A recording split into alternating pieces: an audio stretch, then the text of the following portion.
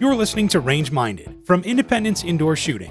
Before we get started, we want to let you know that this episode is part one of a two-part series on concealed carrying. In this first episode, number 97, we talk about the most common mistakes we see with concealed carriers, and you can also find this episode in written form in a blog post from Steve at iishooting.com. Next week in episode 98, we'll talk about our own firearms and concealed carry journeys and the mistakes we've made, plus the lessons we've learned along the way. As always, thanks for listening, and we hope you enjoy episode 97 of Range Minded, the Concealed Carry Episodes, Part 1, Common CCW Mistakes. Hello and welcome to Range Minded from Independence Indoor Shooting. My name is Mark Long, and I am joined, as always, by Steve Zimmerman on the Eastern Front. The Eastern Front. How are you, man? I'm doing good. How about yourself, man? I'm doing well. It's another wonderful day. It is. It's a little chilly on this side of the state, but I bet it was nice on your side of the state. Actually, it was a beautiful day, but now there's wind and storm rolling in, so.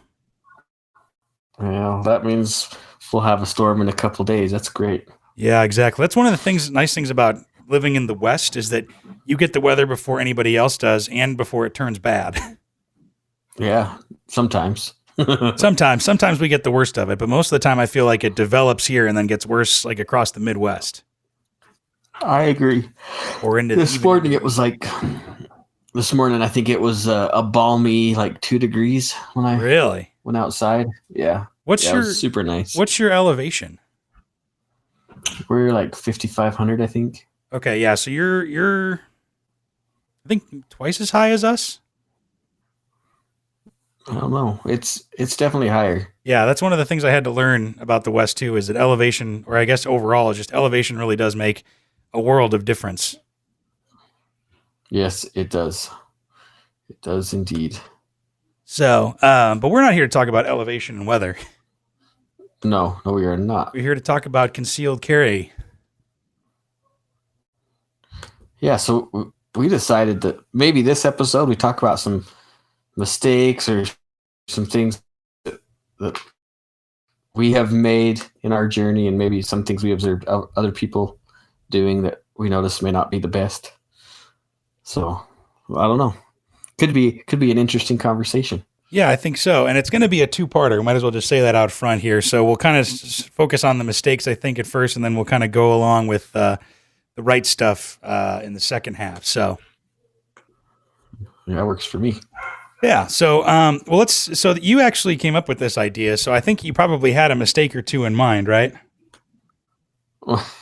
Well, I think I am a walking mistake most of the time. Well, you got a lot of experience, and a lot of experience comes from, mistakes, I guess. Bad choices or less than best choices. Yeah, maybe. Yeah, absolutely. And I was looking back on my journey, and I was doing some research today too on other people's journeys and I came up with a list of 10 things. And then I can always think of things like how I screwed up on each one of these and where I ended up. And I guess we'll use that on the next parter, the second part of how I remedied those problems.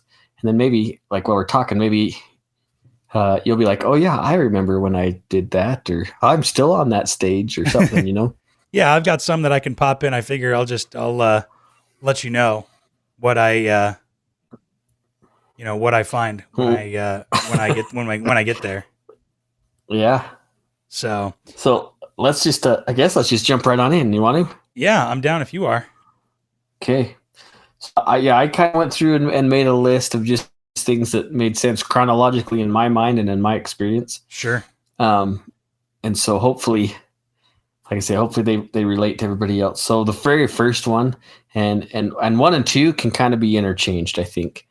But the first one I wrote down, the first one that came to mind, is firearm selection, like choosing the right gun to carry. Oh, sure. And that's a tough one. It is, especially in my case, I'd never really thought about carrying a gun. I knew when I was 21 that I would carry a gun, and I wanted to. But my first firearm choice was now I can't remember for sure. I'm pretty sure it was the Springfield. I bought an XD40. Oh, okay. In a compact. Now, I know what you're saying or thinking maybe. Why would you buy a Springfield, and then why would you buy a 40? I was going to say you got your first two mistakes done in the same one fell Yeah, swoop. Good job. that's right. I was trying to just get them out of the way. And honestly, I do like that gun. It's been a great gun. In fact, it's very accurate for being a compact firearm. But that really is not a comfortable gun to carry. No. So, and I'd put the full length magazine. So I think it's, man, I can't remember. It's in my safe. 13 rounds, 14 rounds, something like that. Okay. So it's a double stack, and not the best manageable recoil cartridge out there, right? Sure. And so really what based my decision, at least on the caliber choice, was that fairy tale term called knockdown power. Yeah, and we've covered that before, and actually that's kind of along the same vein. My first pistol choice in and of itself was a Walther PPQ in 40. Yeah. So we both made that mistake, at least caliber-wise. We sure did, yeah. And I never thought about carrying it, but I was like, oh, what's the difference? It's not that big of a deal difference. And, I mean, it is, but it isn't. But it's a lot cheaper to shoot 9mm, that's for sure. It is. And, I don't mind the 40 caliber cartridge. I think it's kind of disappearing because, 9mm, ammunition's come such a long ways in the last few years that you can have capacity and still have the same results. I feel the same results in a smaller cartridge. Sure, as long as your shot placement is where it needs to be. Yeah, that's true. So, yeah, selecting a firearm now is so much easier, and maybe it's because I have the experience now, I guess. Yeah, I mean, so that's it's easier. My first carry gun was a M&P Smith & Wesson M&P 9 Shield. And I honestly got that because, and this is kind of a mistake, is, I liked the way it looked and I liked the way it felt, but I couldn't shoot it. Like it was before the 2.0s, so the trigger kind of left something to be desired. Yeah, and I liked the way it felt in my hand, and I liked the way it looked, but the way I shot it, and I didn't feel comfortable shooting it. And I actually don't mind the M&P, the Shield. I think that is a pretty good gun. Yeah, and the 2.0s are great. Yeah, the grip texture and everything's totally different on the new ones. Yeah. But yeah, at least you wised up. It took me a long time to get to a 9mm. Yeah. Oh, really? Yeah. Well, so that's actually you bring up a good point. How long have you been carrying? Really, I think since I bought my handgun. Actually, that's not true. It was probably 2001 or 2002, somewhere around there is when I started carrying. So almost 20 years. Yeah. It's a lot of experience. Yeah. I've learned a lot. Yeah. Yeah. And you've learned more than me, I bet. Maybe I've learned a lot. I don't know. Well, because I was going to say mine's only about 4.5 years. So, but I started my concealed carry journey in Illinois and then moved on here to Idaho. Yes. So yours was far more restricted and laden with detours in the path. Yeah, exactly. So, and actually it's, it's a lot harder to carry there because there's so many different rules and restrictions and everything. Here in Idaho, really, you got not too many rules and restrictions compared. It's almost like common sense, and we'll get into that later. But so you started out with a Springfield 40 compact. Mm-hmm. What did you move on to after that? So I carried that gun for a long time. The second gun I bought, I'm pretty sure that's the way it worked out. Was the second one was my 1911, and I tried carrying that once in a while, and it's just too bulky and heavy for me to. Especially to try and conceal, it was just more than it was worth. Yeah, I think that highlights a problem on either end of the spectrum. There is that you can get a gun that's either too big or too small to carry, where it's too big for your frame or you're not comfortable, wearing it, or it's too small and you can't shoot it very well. You can't handle the recoil because as we've talked before, the smaller the gun, the less it weighs, the more or less recoil it's going to absorb, and the more it's gonna you're going to feel it. Yeah, the more you're more going to feel. So the dog found his way into my room. it's the perks of recording at home. That's right. So, so that was your first one, is the firearm. Yeah. And obviously it takes, and I'd be surprised if somebody did get the first firearm right. You know what I mean? You have to really experience it and learn by doing in that regard. I think you have to actually, shoot a subcompact or a compact or, a smaller gun. You have to be able to draw it from the holster. You have to be able to, wear it around for a full day just to see how it feels, and really get that experience. You kind of have to spend the money and the time to see what works for you and what doesn't, Yeah. And I didn't have the luxury of having a lot of gun options or anything to try out. There was no range for me to rent a firearm or two to really see how it went. So it was just going off of opinion of friends and really how the gun looked and felt in my hands. Yeah. That's really what it came down to. And now where there's more and more ranges that are out there for people to rent, like Independence or any of those, where you can rent a gun that maybe just came out of the market or fairly recent model, and you can try it out and say, yeah, that's for me, or no, that's definitely not for me. Yeah. Well, I did know I didn't want like a small light gun. I knew that for sure, even though it'd be nice to pack around, that I didn't want something too small. Sure. But that comes from experience too. And one of my, the second gun I ever bought was a Bersa Thunder 380. I think I've talked about that before. Mm-hmm. And it's a cool knockoff of a PPK, a Walther PPK, and Bersa I think has come a long way in the last few years. And for a budget gun, they're not a bad option. No, actually, I think it's a fairly good gun for the price. I think it's not a High Point or a Jennings or any of those others out there that are just less than stellar. I think it's not a bad choice. No, it's not. But not going into anything and then getting into a small frame 380 caliber, blowback pistol. It's like, wow, okay, like this thing is not comfortable to shoot. It's not fun, and so and we've talked about it before. If it's not fun to shoot, then you're not going to shoot it, and you're not going to become proficient with it. So. I think everybody goes through a few different guns to find out what they like, whether they rent one or not, because, you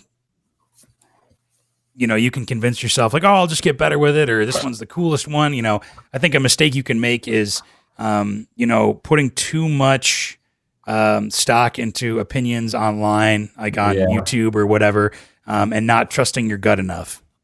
Well, we all have those 2 or 3 certain YouTube contributors that we really respect because they produce awesome videos, and they're former secret squirrel guys that know everything. But their taste is not our taste, right? They might have a different shaped hand, or they might have an injury that we don't, or we might have an injury to one of our hands that they don't. There's a lot that plays into it that we need to get behind the gun ourselves and shoot. Yeah, and that's why there's so many different kinds of guns out there too, is that some, like you're a Glock guy and Glocks work for you. And I appreciate Glocks, but they just don't fit as well in my hand. And, I don't shoot them as well as a Walther or anything else. So. And like I said, that Springfield is an accurate gun. I don't think people believe me, but there was a time, and luckily I had people there with me. We went out shooting out here in the desert in eastern Idaho. And there's a particular place I really like going. It's an old gravel pit, so there's a good backstop. And somebody had taken maybe I told this story already. Somebody had taken a propane bottle, not the great big ones, and not the little green ones for the camper, but it was, I don't know, I guess it was like a 5-pound bottle. Okay. If you know what I'm talking about. And we were over 100 yards. I bet we were closer to 200 yards away from this bottle. That's and I hit it 5 times in a row with that handgun. Wow. That's impressive. And I'm not lying. I'm not trying to say, I'm Mr. Cool Guy. And I couldn't recreate those 5 shots if I tried. But there were people there, so they can attest to it. Yeah, you've got witnesses. And, it's funny because I have a friend who has a Springfield XD, and it's a comfortable gun, and they thought it through. It's, the ambidextrous mag release and everything, and the grip safety, I think, is good, especially for maybe new shooters or something, or those that aren't, 100% familiar with handguns. But yeah, just the reputation kind of tarnishes it a little, you know? Yeah, they were vocal on one bad policy, and it just kind of bit them in the ass ever since then. Yeah. Yeah. There's also that when you get into politics and everything, you're not gonna make anybody happy. Well, and that gun's really not made in America either. That the XT platform is made in Croatia, which is a problem for a lot of people too. Sure. So. Yeah. So that's, the firearm choice is your first mistake.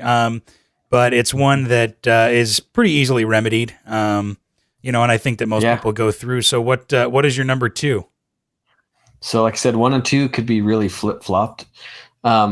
So the second one I put down is training, whether it be training gaps or focusing on the wrong kind of training, or not just getting enough training. So like in Idaho, for example, we can get a concealed permit very easily.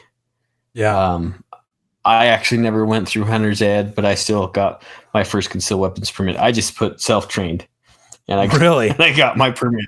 And so that is a good thing in a way, but it really is a bad thing in the long term if we don't have the training to understand how conflicts can be avoided or our legal stance. And that actually I have a couple more items there that all kind of flow together, but training is definitely key. And that's why I said training really could be the first step in your journey to concealed carry easily.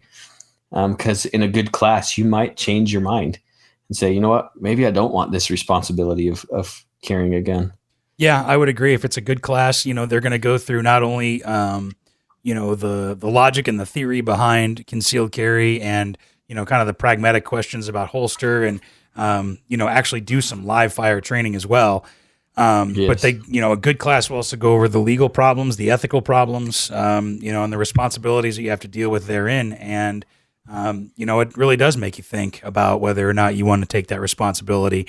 And I'll be the first one to say that, if you go through a class and you don't, you find that that's not a responsibility that you want to hold. I mean, I respect that. I'm not going to sit here and say that everybody should conceal carry. I think I think it's admirable to say that if you go through the motions and realize you don't want to have that responsibility or it's something that you don't want to do, and you make that conscious decision, that's something that we can't help but support, Well, I can't tell you how many customers I've talked to that had come out of one of those classes, like the enhanced class, and said, "Well, I never even thought about that."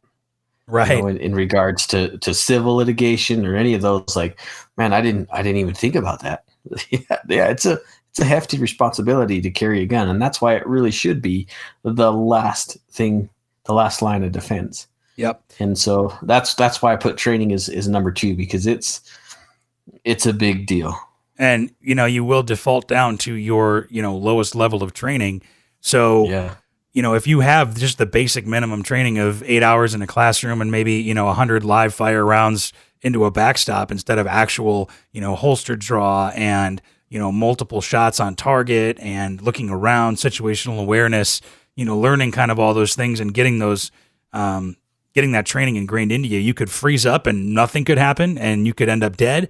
Or, you could shoot wildly and, completely have no control over your firearm, but you've emptied your magazine and, you've hit, buildings or cars or, God forbid, innocent people. Yeah.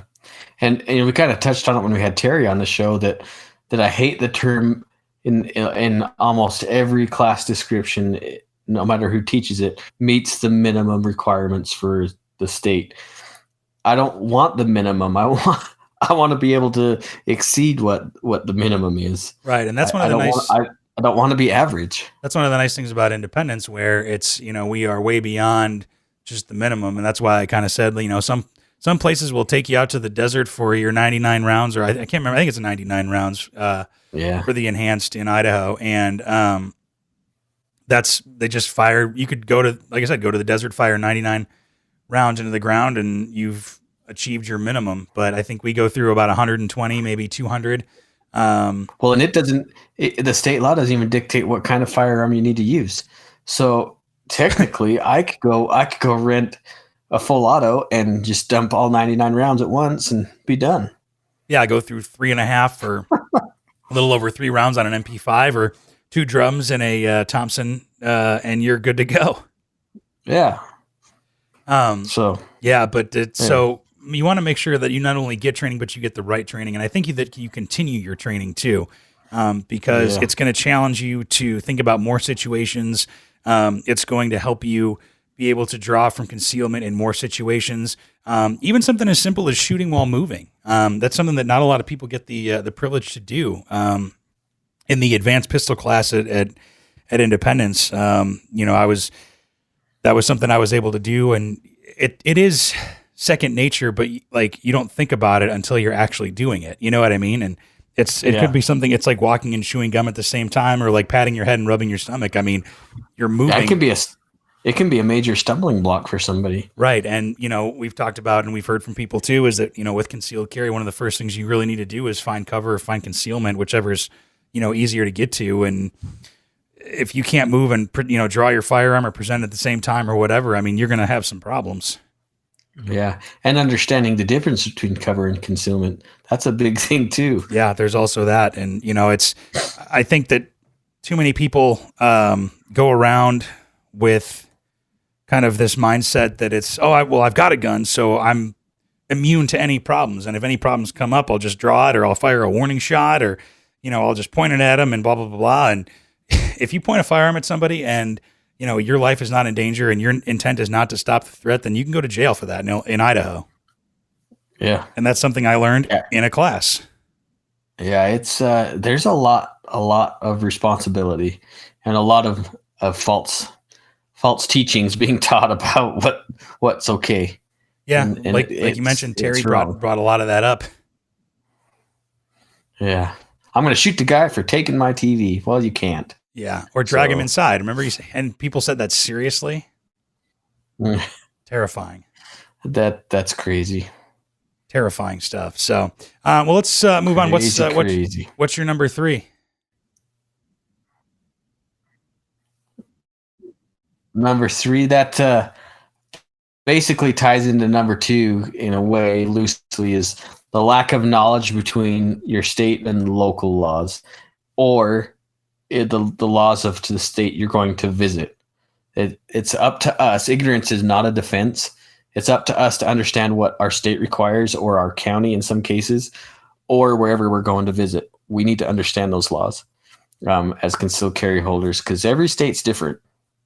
Yeah, and there's no excuse deal not to know those, or at least not to have references for those, because there are apps even that you can download to learn kind of where what the laws are, where your concealed carry permits are good, where they wouldn't be, because for example, our Idaho ones are good in most states, but there are some where they're definitely not. Right. Yeah, and our enhance is recognized and has greater reciprocity than the normal, and like I say, ignorance is no defense. Yeah, there's no national reciprocity, which would be nice, because it's just like a driver's license then, and then there's standards set all throughout every state, and really I think you'd have the state with the most training required would win out, and all boats would rise in those rising tides. Absolutely. Like Texas, for example, their process for getting a concealed carry permit is pretty strict, and not saying it's a bad thing. Like, I'm sure it'd make a lot of people upset in Idaho, but it also raises the bar a little bit, which there's nothing wrong with that, in my opinion. Yeah, if you have to get more training and you have to get be a better shot. And that was kind of one of the interesting things about getting trained for concealed carry in Illinois as opposed to Idaho, is that in Illinois, there are accuracy requirements. Which I don't know if I necessarily disagree with that. Yeah, it's definitely not the worst idea. Shot placement's important. Yeah, and you have to be, proficient. They don't, say that you have to carry the firearm that you say you're carrying, so you can carry anything that you want to. But I think we had 30 shots, 10 at 5 yards, 5 at 10 yards, and 5 at 15 yards. And I'm going just off of memory here, so I could be wrong. But we had to get, I think, 21 out of the 30. Wow. So, and I think you couldn't miss more than 4 at any given distance or something. Or that math doesn't add up, but there's like there was an overall score that you had to get, but you also couldn't miss more than, X amount at a certain distance, I think. At any given distance, yeah. Yeah, and that could have changed from 5 years ago. But I thought that was kind of important that you had to show at least some sort of actual proficiency with your with your shooting. And the guy that actually taught, I mean, I've talked before about how he was a little too opinionated and shared too much opinion or whatever. But he did tell us, hey, keep the certificate that I give you, keep the target that we shot at today. Because if anything ever happens, you can show with proof that you have proficiency in the firearm that you're carrying. Yeah, and maybe that's something we should consider at the store. I've helped on the range portion of the class, the enhanced class at the store, and I do get that a lot. Like, this, is there an accuracy part, or like, is there any kind of proficiency? And I'm like, nope. We just got to get you to shoot all 99 rounds. Yeah. Yeah, and thankfully at Independence, we do put you through, multiple situations, multiple kind of shooting styles, one-handed, off-handed, shooting one round, shooting multiple rounds, a 2 to the head, 1 to the chest kind of deal, all kinds of different situations. And I think that a responsible instructor, if somebody was really shooting poorly, would say, hey, you know what, maybe you should take the basic class or take an intermediate class and come back and try this one again. But there's no legal requirement. Yeah. Mm-mm. So, and in some of those states, I think the instructors can be held responsible too for poor teaching. So sure. There's a lot of liability there. Yeah. And I don't know about how I would feel about that, but because, you could teach somebody and tell somebody the right way to do things all day long, but if they don't listen or they think they already know better, then, True. No amount of instruction is going to help them or, help them with that. True. Yeah. People do dumb things. So, well, that's number 3 with number 3 with training. So what do you got for number 4? So this one is uber important too. Is not training with your carry ammo. Oh yeah. That's a good one. And I actually, I was telling you, I was kind of turning this into a little of a blog post when I wrote these down. And so in that little portion of my post here was not just not training with your carry ammo, but carrying the wrong ammo anyways. And I see that all the time. People are carrying full metal jackets instead of good defensive rounds. Really? And yeah. And they don't even think about why. They don't understand the why. And so there's like those ammo companies, they've spent millions and millions of dollars researching and developing ammunition specifically for concealed carry and defensive use. And there's a reason why it's on the market. And I know it's expensive. I get it. I mean, some of that stuff's over $1 a shot, but it's cheaper than an attorney. Yeah, much cheaper. Well, why don't you explain the difference? Because obviously it's kind of old hat to us, but maybe somebody doesn't know the difference, and we got a chance to educate them. So, I guess the first thing is it can be overwhelming when you pick defensive ammo. So, defensive ammo is designed to lose all of its energy, without sounding gruesome, when it hits tissue, whether it be soft tissue or bone or whatever. It's designed to lose all of its energy inside a given distance of tissue. So you don't get over penetration, meaning it doesn't go completely through the bad guy and into the kids sleeping in their bedroom if it's like a home defense scenario. Right. So the idea is to just, like I say, lose all that energy within that specific cavity. Whereas target ammunition or something like that has no hollow point or a specific design to create hydrostatic shock, that particular ammunition is going to lose very little energy and just keep going until it hits something more dense. So it can easily overpenetrate. I'm sure if we went through some case studies or whatever, we could find that overpenetration with ball ammo happens probably more frequently than it should, especially I bet in gang violence or urban situations. Sure, especially because it's pretty more sad. affordable. And so it causes a lot of collateral damage, unintended consequences of like say maybe killing your child in a defensive situation or something like that, you know? Yeah, or hitting somebody innocent just in general. Yeah.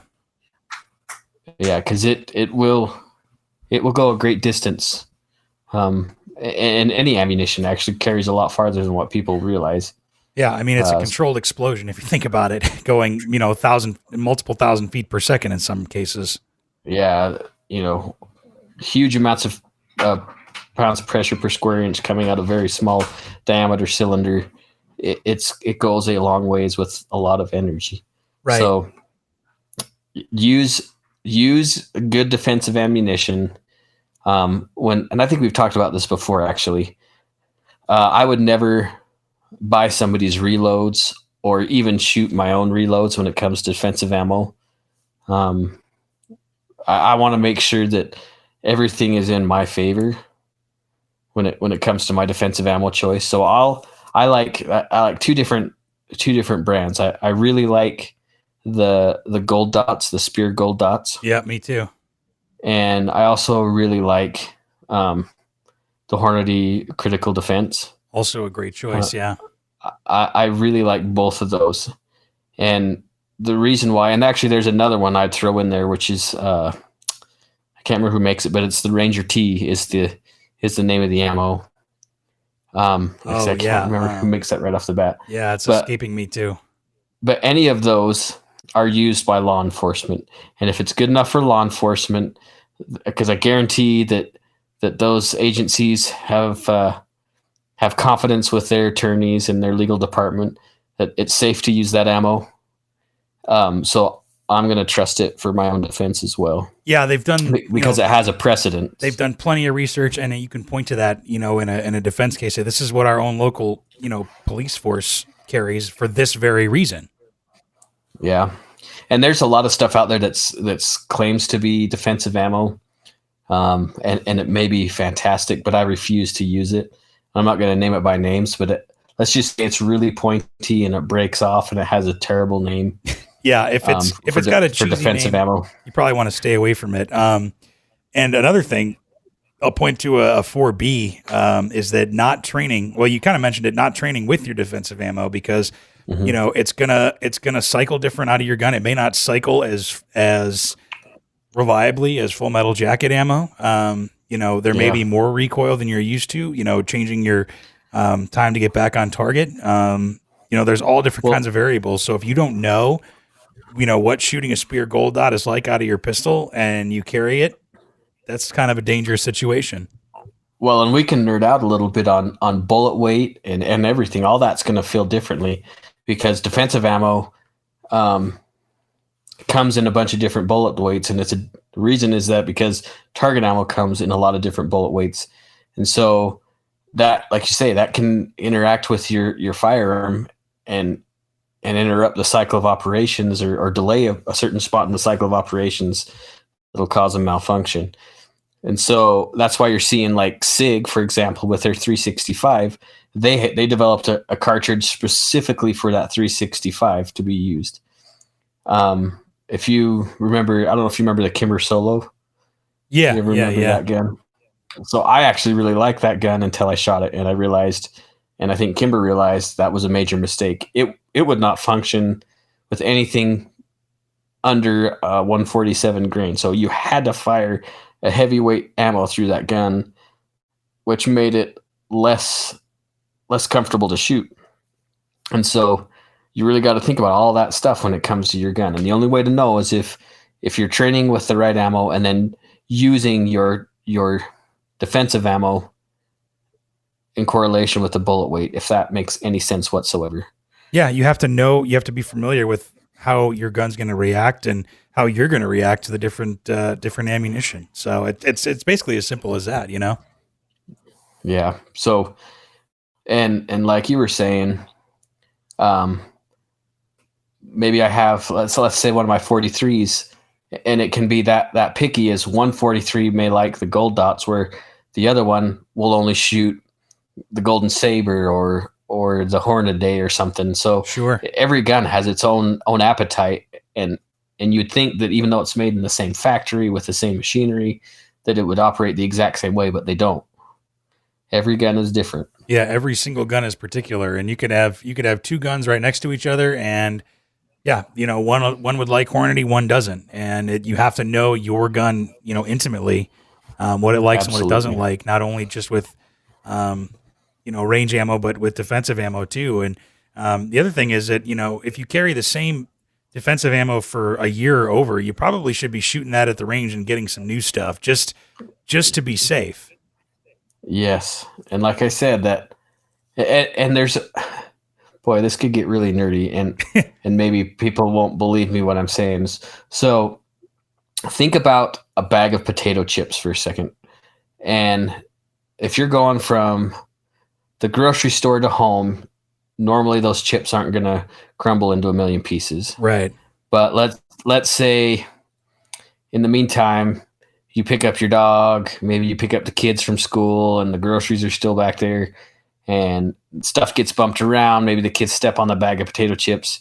They're gonna crumble, right? They're not gonna stay the same shape or integrity, right? Or even another analogy that you could use is that, let's say you bring that bag of potato chips home, but it stays in your pantry for a year and it moves from shelf to shelf. Somebody accidentally drops it, or it's been there for a long time, and then you finally find it behind the soup or something, and you're kind of in the same situation. So yeah, exactly. So now think about the powder that's in those cartridges, the casings. So the exact same thing can happen to that powder after a prolonged amount of time. It'll deteriorate. You have increased surface area that can burn in your powder, so it can change the way that the cartridge fires. Maybe you get junk on the primer and the primers no longer work. So there's a lot of different things that can happen to that ammunition over the years, especially your carry gun where it's always on, where you're always moving around with it. There's a lot of things that can happen. So you're right. You need to cycle through that stuff. And I think there's actually, I read somewhere that like 12 months really should be the breaking point, and you got to just pick up new stuff. Yeah, after a year. And we both know, and we'll both tell you it's not cheap to do it. I mean, you average, depending on the defensive ammo, it's $20 or more for a box of 50, or even a box of 20, depending on what it is. But like you said, it's a lot cheaper than a lawyer. Yeah, I remember when I was on the range here in Idaho, and I was officiating on the range, and we just got done goofing around. So I put another mag in, and I dumped 17 rounds, and then I realized that's my defensive ammo. I blasted 17 rounds just screwing around. But what do you do? At least I know my gun ran it. So yeah, and if you didn't notice, then that means you've trained well enough, and you've got it dialed in right, to be able to be confident in your skills no matter what. Yeah.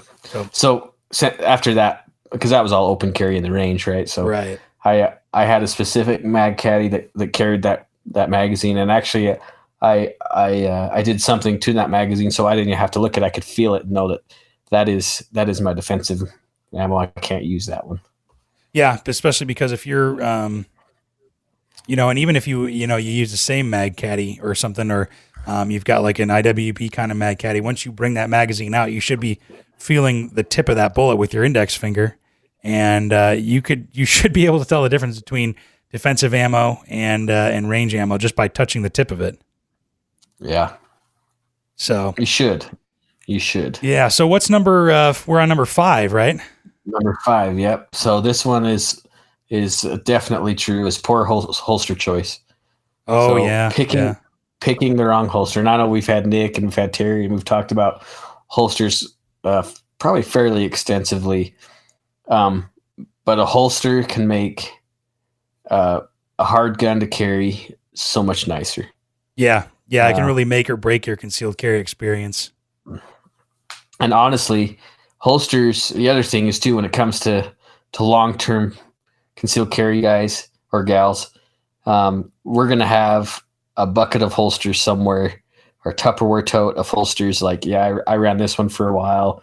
It was nice, but I didn't like it because of whatever reason. So I bought this one, and this one worked good until I realized I wanted to carry in a different position, so I had to get another one, and it just happens. It's like your journey through concealed carry. You evolve with your understanding and knowledge and training, and that eventually you get to the point where you've got a setup that you like, and something may happen, and you might realize, hey, this isn't working for me, or I got a new gun and I have to completely change what I use. So right, it happens. Like we've talked about with choosing the right firearm and everything, and making mistakes of buying maybe the wrong firearm. Same deal with holsters. You've got to spend some time, money, and effort to try to figure out what's the right one for you. While you were talking, I was thinking about the perfect analogy where, you don't know what the perfect car for you is until you start going around test driving. I mean, you could love the looks of a car, the spec sheet, everything looks fantastic. But once you get behind the wheel of it, you might hate it. And thankfully, you can do that with cars. Unfortunately, you can't really do that with holsters very much. You really have to make the kind of the financial investment to figure it out. And there are some good holster companies now that are doing like a 30-day money back guarantee or whatever, which is great. But there is so much to understand, and then this will tie into another thing that I could have interchanged somewhere else too. Another one of my mistakes, or what do you want to call it? But the different support, how it feels against your body, how it wears against the gun, the ease of getting your gun in and out, like all those things, they play a role. And that's again, I guess, kind of falls back to good training. You'll know that maybe that holster I bought for my 1911 is really a terrible idea. Yeah. And, it might be, the other thing too is long-term comfort where, okay, maybe it feels comfortable for the first 5 minutes, but maybe once you get in the car, it feels terrible. Or after 8 hours, you're limping because, it's just not feeling the right way or anything like that. I mean, there's a myriad different things that can come up. Well, and that's, you hit on something I think that's super important, like sitting down in your car, or maybe sitting down at your desk or whatever. You shouldn't have to take that gun out of whatever carry position is because it's uncomfortable. Right. It should be comfortable. The whole point no of that's the point of concealed carry is it's on your person for any kind of situation, and it should be comfortable. And I've been guilty of it too. Like you get in the car, truck, or whatever for a long drive, and you're just like, oh, I'm just gonna put this in the little tray of my door while I drive. Right. I've done that too. But what if I got in an accident? What if there was some kind of a thing where I had to leave my truck in a hurry? Well, I'm probably gonna forget my gun. Yeah, you've just left your firearm somewhere.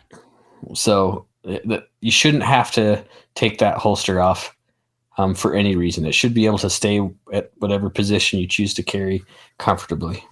Yep. And that could be appendix, that could be strong side. And those are really the main two that I would recommend.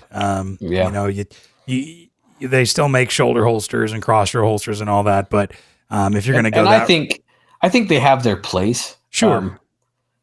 But I'm not on Miami Vice, so I'm not gonna be wearing a sports coat and a t-shirt. Well, I was gonna say, if you're gonna go that route, you really need to be training with that style of holster. You know what I mean? You can't just expect to be able to use it properly, and because and even if you're switching from strong side to appendix, you better be training on how to do that differently, because we'll just say that the consequences are dire. Yeah, they could be really unfortunate. Yeah.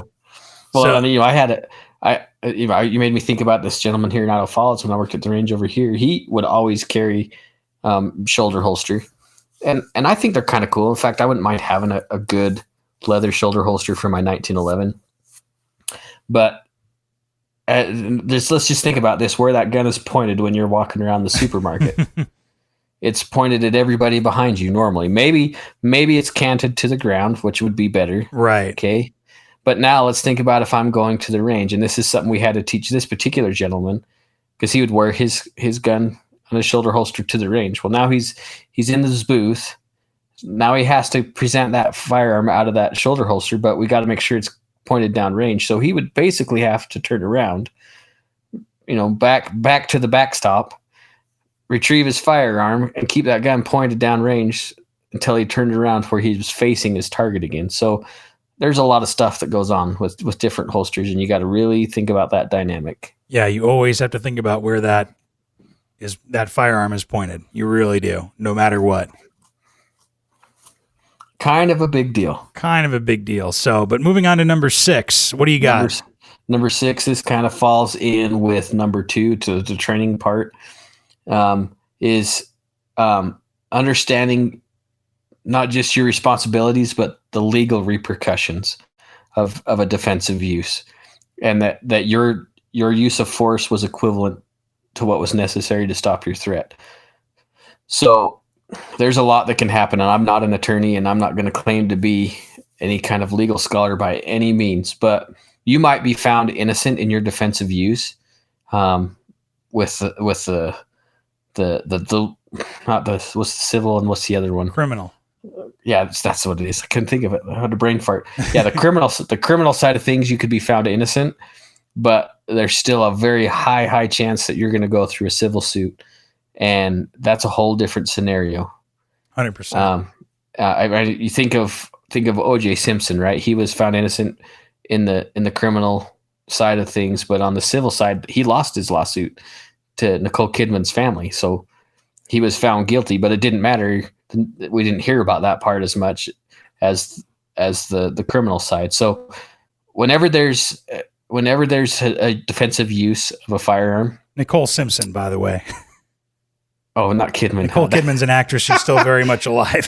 Oh yeah, whatever. She's dead to me. Whatever. Wow. Okay. Nicole Brown Simpson. There you go. That's the one. You know what I was trying to say. Yeah. I just wanted to make sure didn't want any Nicole Kidman fans to freak out. What? She died too? Sorry, Nicole Brown Simpson. There we go. Yeah. So that civil side is a big deal. So we need to understand that's going to happen. Now it wouldn't be. There's a lot of product out there that can help on that side of the coin, on the civil lawsuit side, and it might be worth considering getting some kind of, I guess you could call it, insurance for that very reason, because it can get extremely expensive.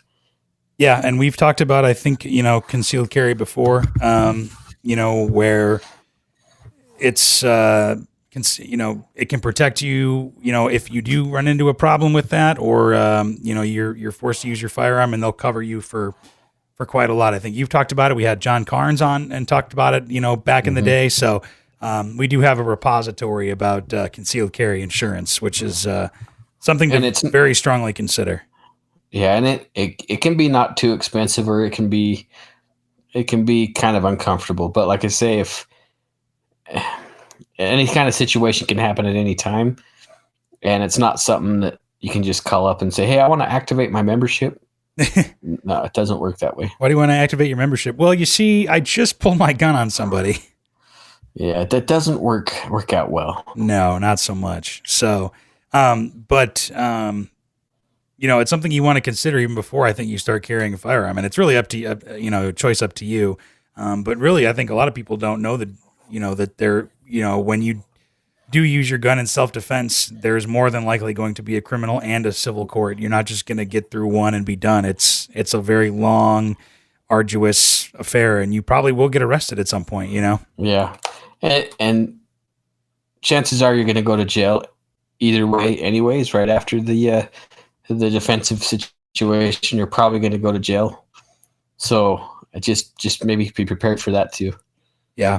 It's like we talked about. It's a very, very large and serious responsibility to carry a firearm. So that's why it's better to try and avoid the situation instead of just go gung-ho straight into it.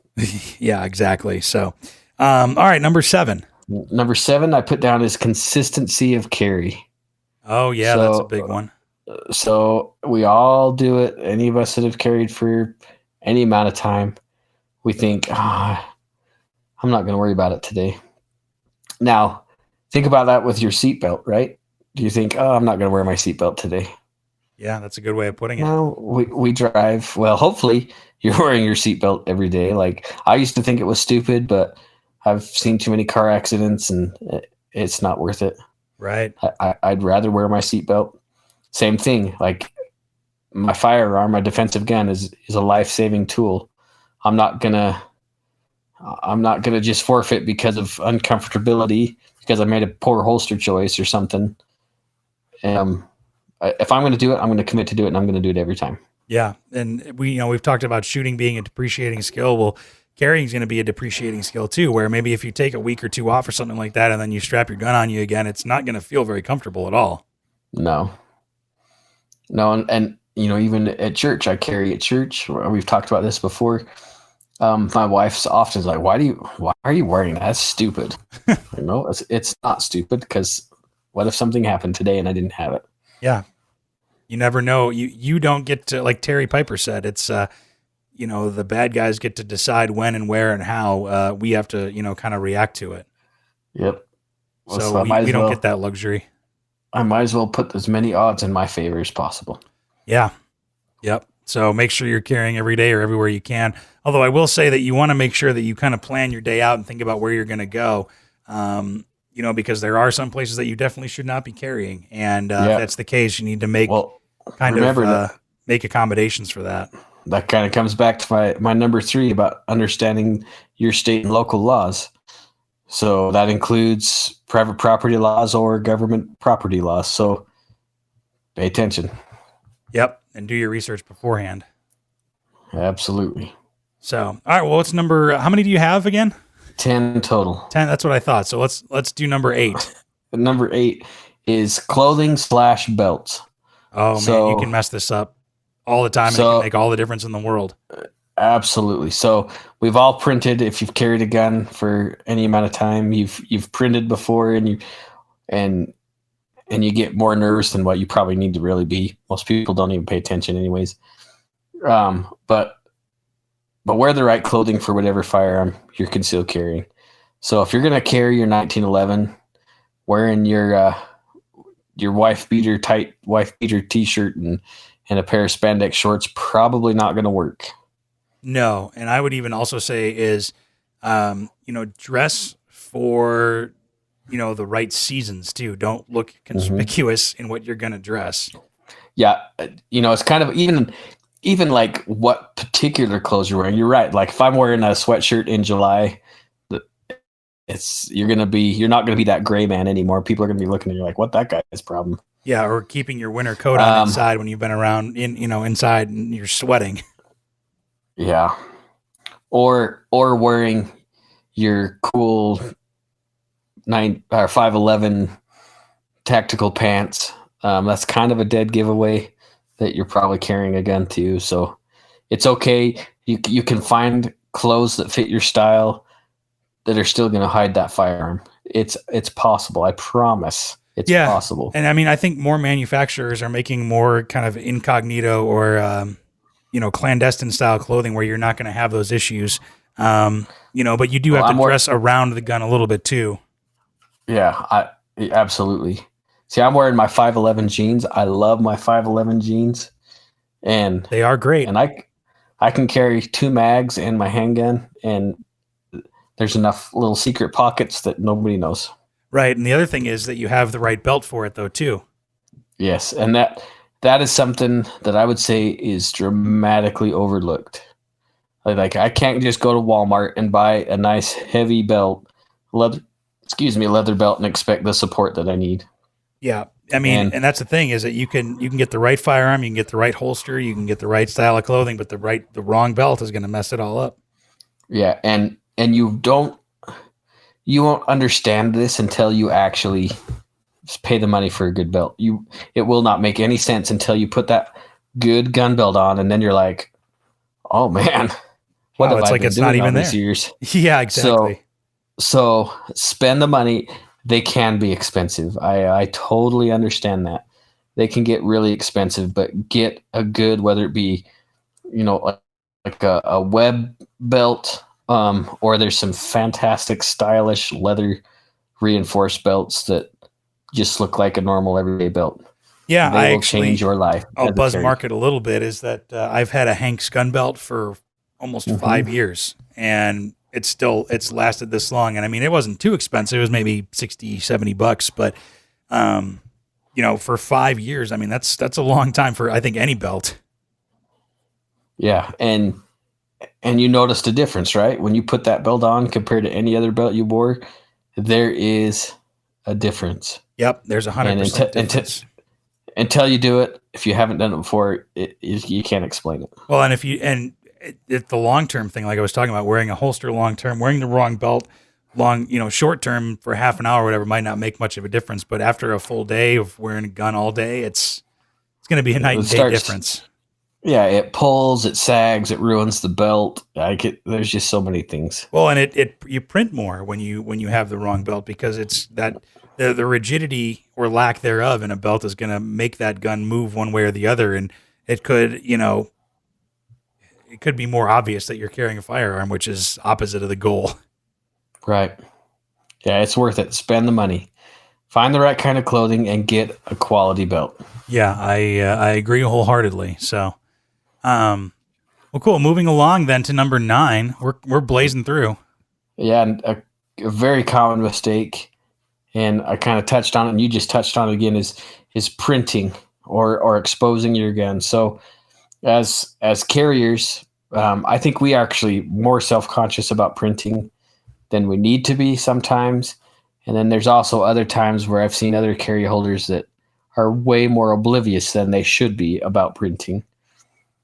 So if you guys don't know what printing is, it's the outline of the firearm that you can see through maybe a shirt or whatever, maybe even in the pocket. I've seen people put small handguns in their pockets without a holster, and you get kind of that profile or outline of the firearm where it's pretty obvious of what it is. Yeah, like when you said like the shirt rides up or whatever, you can obviously see that somebody's carrying a firearm. Or even, if you bend over to tie your shoes or bend down to get something and your shirt isn't long enough, you could really expose that firearm straight up.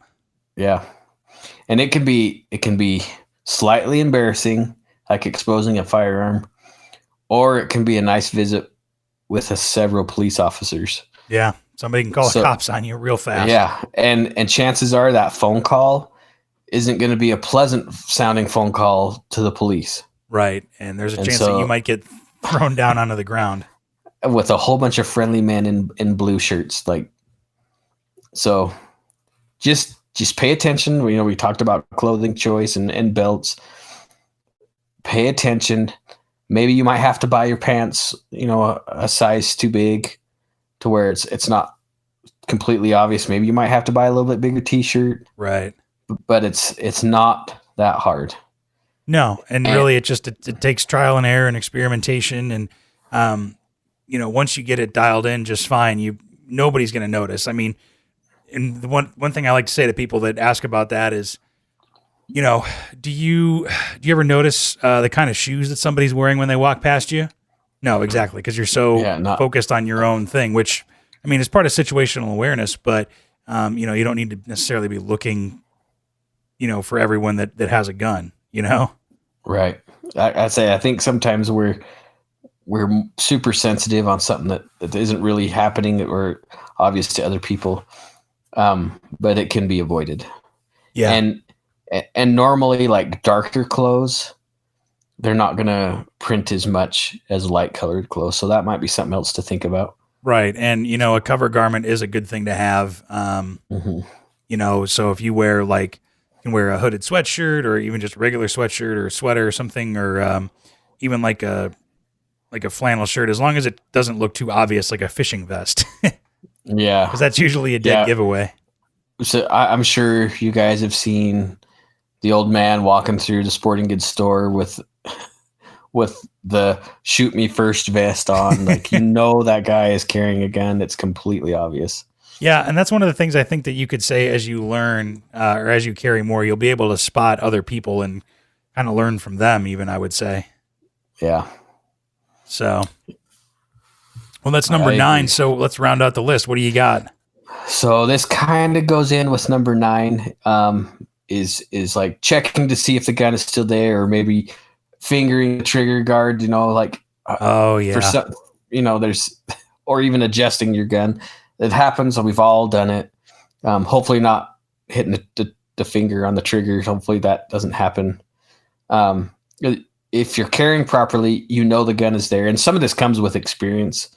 It's a nerves thing, I think, initially.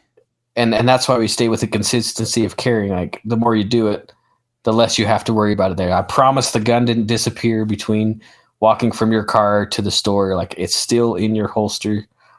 Don't worry about it. Yeah, don't worry about it.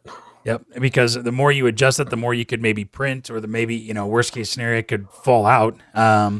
Even worst case scenario, you have a negligent discharge or something. Yeah, or somebody's going to know that you're trying to obscure a fire, like you're concealed carrying. Which would again lead to a possible phone call like we talked about. Yeah, so don't worry about it. Be consistent with your carrying, pick out the right stuff, and then just know it's there. That's it. Yeah, it's that simple. Don't have to worry about it. Don't overthink it. I mean, and I think a lot of people do this, but a good way to practice that is just kind of walk around like a big box store or something. As long as it's, permitted where you're going.